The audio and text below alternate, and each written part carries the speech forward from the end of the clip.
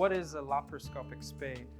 Well, a traditional spay, it involves removing ovaries and the uterus. So if a dog is laying on their back, the uterus sits here and the ovaries sit here.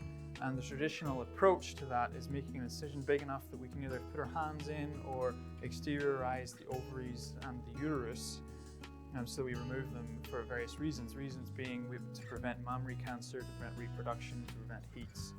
Now with the advent of laparoscopy, that's keyhole surgery that has crossed over from the human field to veterinary surgery, we've been able to make this surgery even easier on the animal. Smaller incisions, faster recovery, less pain.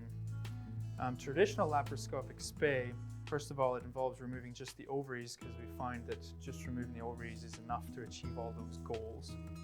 The traditional spay involves having 3 incisions, one for a camera, another 2 for instruments, and they can be positioned in various places around the abdomen. And then one of the incisions is extended large enough for you to remove the ovary.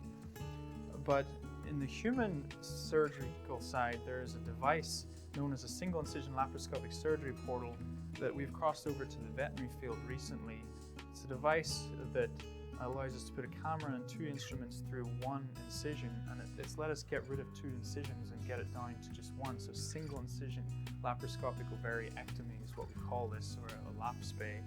If we can numb this incision, they don't feel anything and recover. These dogs recover extremely quickly. It's much easier on them. We have better visualization, so we have electrosurgical devices for sealing the vessels. We can see the vessels on a high definition screen, and we're very confident there's no bleeding. We have lower complication rate as a result of that, and it's much, much easier on the animal.